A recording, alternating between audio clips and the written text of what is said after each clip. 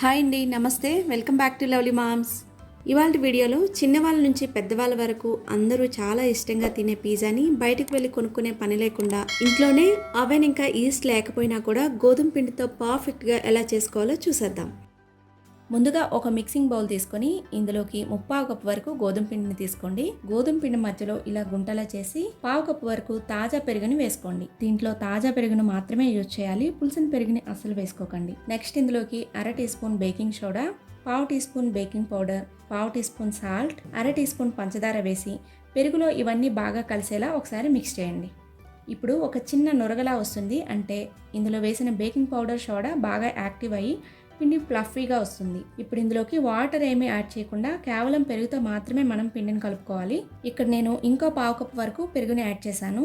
ఇంకా సరిపోలేదు కాబట్టి ఇంకో 2 టేబుల్ స్పూన్ల వరకు పెరుగుని యాడ్ చేశాను. సో కరెక్ట్గా సరిపోయింది. చూసారు కదా, 1/2 కప్పు పైన 2 స్పూన్ల వరకు పెరుగు యాడ్ చేశాను. కరెక్ట్గా ఈ పిండికి సరిపోయింది. పిండిని ఇలా కలుపుకున్నాక చేతికి కొద్దిగా ఇంకా స్టిక్ అవుతుంది. ఇప్పుడు ఇందులోకి 1 టీ స్పూన్ ఆయిల్ కూడా వేసుకొని 5 నిమిషాలు నీట్ చేస్తూ కలుపుకున్నాక పిండి చూసారు కదా, ఇలా రబ్బర్లా సాగుతూ ఉండాలి. సో ఇలా వచ్చేంత వరకు కూడా నీట్ చేసుకోవాలి. ఇలా కలుపుకున్నాక పిండి పైన 2-3 డ్రాప్స్ ఆయిల్ అప్లై చేసి మూత పెట్టి 1 గంట పాటు వదిలేయాలి. గంట తర్వాత స్టవ్ పైన మందంగా ఉన్న గిన్నెని కానీ, కుక్కర్ని కానీ, కడాయిని కానీ పెట్టుకోండి. నాన్ స్టిక్ యూటెన్సిల్స్ని బేక్ చేసుకోవడానికి యూజ్ చేయకండి, ఎందుకంటే అవి తొందరగా పాడైపోతాయి. ఇప్పుడు ఈ గిన్నెలోకి ఇసుకను కానీ, సాల్ట్ని కానీ ఒక లేయర్లా వేసుకోండి.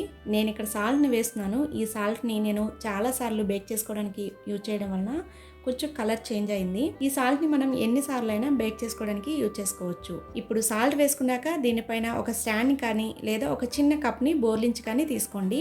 ఇలా స్టాండ్ పెట్టుకున్నాక పైన మూత పెట్టి హై ఫ్లేమ్లో 10 నిమిషాలు దీన్ని ఫ్రీ హీట్ చేసుకోవాలి.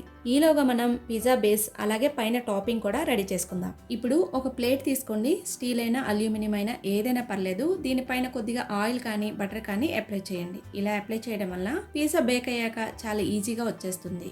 ఇప్పుడు ముందుగా కలిపి పెట్టుకున్న పిండిని మరొకసారి బాగా నీట్ చేసుకొని కిచెన్ కౌంటర్ టాప్ పైన కానీ లేకపోతే డైరెక్ట్గా ప్లేట్లో కానీ ఈ విధంగా ఈవెన్గా స్ప్రెడ్ చేసుకోవాలి. ఇలా స్ప్రెడ్ చేసుకుంటూ 1/2 ఇంచు మందం అలాగే రౌండ్గా వచ్చేలా చూసుకోవాలి. ఇలా డైరెక్ట్గా ప్లేట్లో చేసుకోవడం రాకపోతే కనుక కిచెన్ కౌంటర్ టాప్ పైన కొద్దిగా గోధుమ పిండి చల్లి చపాతీ రోలర్తోనైనా కూడా ఇలా 1/2 ఇంచు మందం ఉండేలా రౌండ్గా చేసుకొని ప్లేట్లోకి తీసుకోవచ్చు.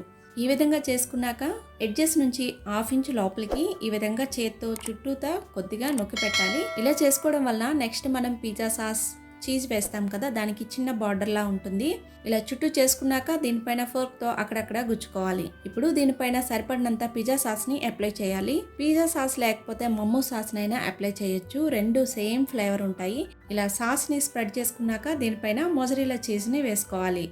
ఇది క్యూబ్స్ గాను ఈ విధంగా గ్రేట్ చేసి కూడా మనకి దొరుకుతుంది. అన్ని సూపర్ మార్కెట్స్లోనూ ఆన్లైన్లో కూడా అవైలబుల్ ఉంటుంది. చీజ్ స్ప్రెడ్ చేసుకున్నాక నేను ఇక్కడ టాపింగ్ కోసం ఆనియన్స్, టమాటో, క్యాప్సికమ్, కొద్దిగా స్వీట్ కార్న్ కూడా తీసుకున్నాను. మీరు కావాలనుకుంటే ఆలివ్స్ని కూడా యూజ్ చేయొచ్చు. వీటిని కూడా అక్కడక్కడ స్ప్రెడ్ చేసుకున్నాక వీటిపైన కూడా కొద్దిగా చీజ్ని మళ్ళీ వేసుకోవాలి.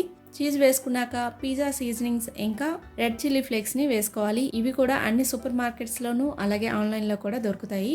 ఇలా అంతా రెడీ చేసుకున్నాక ఆల్రెడీ మనం ఫ్రీ హీట్ చేసుకున్న కడాయిలో ఈ ప్లేట్ని తీసుకుని పెట్టుకోవాలి.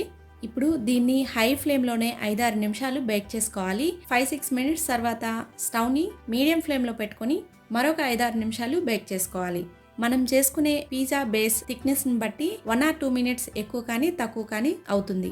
సో 10 మినిట్స్ తర్వాత మనం ఒకసారి చెక్ చేసుకోవాలి, బేస్ చక్కగా కుక్ అయిందా లేదా, అలాగే పైన చీజ్ కూడా చక్కగా మెల్ట్ అయిందా లేదా అని ఒకసారి చెక్ చేసుకోవాలి. ఇలా చీజ్ బాగా మెల్ట్ అయ్యి బేస్ కూడా చక్కగా కుక్ అయితే స్టవ్ ఆఫ్ చేసుకోవాలి. చూసారు కదా, చాలా డెలిషియస్ పిజ్జా చాలా సింపుల్గా చేసుకున్నాం. టోటల్గా నాకు ఇక్కడ పిజ్జా బేక్ అవడానికి 15 మినిట్స్ టైం పట్టింది. మనం చేసుకున్న బేస్ కంటే కూడా డబల్ క్వాంటిటీలో పొంగింది. చూస్తుంటేనే అంత పర్ఫెక్ట్గా పిజ్జా వచ్చిందో మీకు తెలిసిపోతుంది కదా. మీరు కూడా ఈ చిన్న చిన్న టిప్స్ ఫాలో అవుతూ పిజ్జా చేయండి, చాలా పర్ఫెక్ట్గా వస్తుంది. అలాగే ఇది గోధుమ పిండితో చేసుకున్నది కాబట్టి పిల్లలకు కూడా చక్కగా ఇవ్వచ్చు. సో ఈ పిజ్జా రెసిపీ మీకు నచ్చినట్లయితే లైక్ చేయండి, మీ ఫ్యామిలీ మెంబర్స్కి, ఫ్రెండ్స్కి షేర్ చేయండి. మరిన్ని మౌత్ వాటరింగ్ రెసిపీస్ కోసం మన ఛానల్ని సబ్స్క్రైబ్ చేసుకుని నోటిఫికేషన్ కోసం పక్కనే ఉన్న బెల్ ఐకాన్ని కూడా క్లిక్ చేయండి. Thanks for watching.